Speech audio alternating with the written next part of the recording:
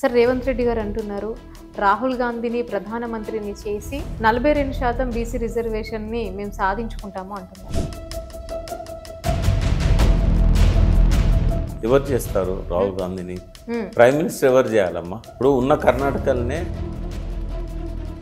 తెలంగాణలో అయితే ఎప్పుడు ఎలక్షన్ పెట్టినా కూడా కాంగ్రెస్ రాదు. ఇప్పుడే కాదు, ఒక 20 ఏళ్ళ దాకా రాదు.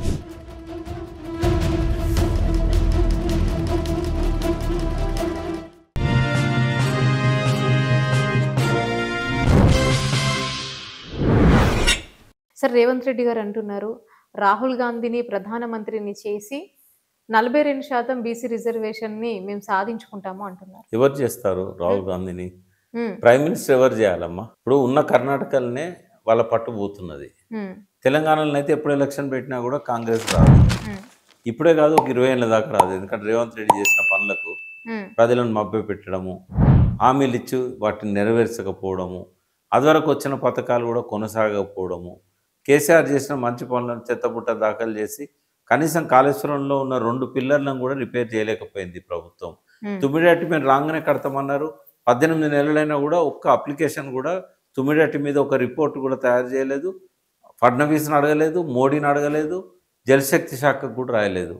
వీళ్ళ మాటలను ఎవరు నమ్ముతారమ్మా?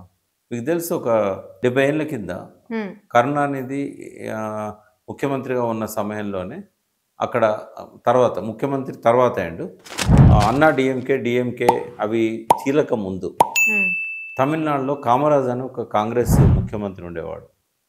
చాలా మంచి వ్యక్తి ఆయన. ఇందిరాగాంధీకి నెహ్రూ కూడా ఒక గురుభావం ఉండేది ఆయన చూస్తే. ఇందిరాగాంధీని నడిపించిన వ్యక్తి ఆయన. లాస్ట్ చీఫ్ మినిస్టర్ తమిళనాడుకు 1963. అప్పటి నుంచి ఇప్పటిదాకా తమిళనాడులో మళ్ళీ కాంగ్రెస్ లేదు. అదేవిధంగా సిద్ధార్థ శంకర్ రాయ్ అని పశ్చిమ బెంగాల్ 1967 కంటే ముందు ఆయన చీఫ్ మినిస్టర్. 67 తర్వాత ఎన్నడూ మళ్ళా కాంగ్రెస్ పశ్చిమ బెంగాల్లో గెలవలేదు, ముఖ్యమంత్రి కాలేదు. తెలంగాణ చరిత్రను కూడా అట్లనే తిరగరాయబోతున్నాడు రేవంత్ రెడ్డి.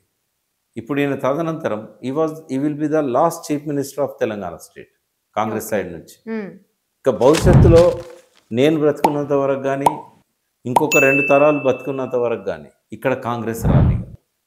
కాంగ్రెస్ను పూర్తిగా భూస్థాపితం చేస్తున్నాడు తన మాటలతో, తన ప్రవర్తనతో, తన చర్యలతో రేవంత్ రెడ్డి. కాబట్టి ఇంకా కాంగ్రెస్ది తెలంగాణలో ఒడిసిన కథే. కర్ణాటకలో కూడా వచ్చే అవకాశం లేదు. ఉన్న 2 స్టేట్స్ పోయిన తర్వాత ఇప్పుడు నిన్న మొన్న వచ్చిన వరదలను వీటన్నిటిని చూస్తే హిమాచల్ ప్రదేశ్లో కూడా మళ్ళీ అక్కడ రాదు. ఇంకా ఏ స్టేట్లో వస్తుందమ్మా కాంగ్రెస్? ఈయన ప్రైమ్ మినిస్టర్ ఎక్కడ చేస్తాడు ఆయనను? బీసీలకు రిజర్వేషన్లు ఎక్కడ తెప్పిస్తాడు ఆయన? వాళ్ళు ఉన్నప్పుడు, రాహుల్ గాంధీ నాయకత్వాన్నే కాంగ్రెస్ ఉన్నప్పుడు, మన్మోహన్ సింగ్ గారు ప్రధానమంత్రి ఉన్నప్పుడు బీసీల కోసం సర్వే చేశారు. రిపోర్ట్ను కూడా బయట పెట్టలే కదమ్మా వాళ్ళు. సర్వే చేసి రిపోర్ట్ వేయలేని వాళ్ళు రిజర్వేషన్ ఇస్తారా? 2 జాతీయ పార్టీలు కూడా న్యాయం చేయవు బీసీలకు.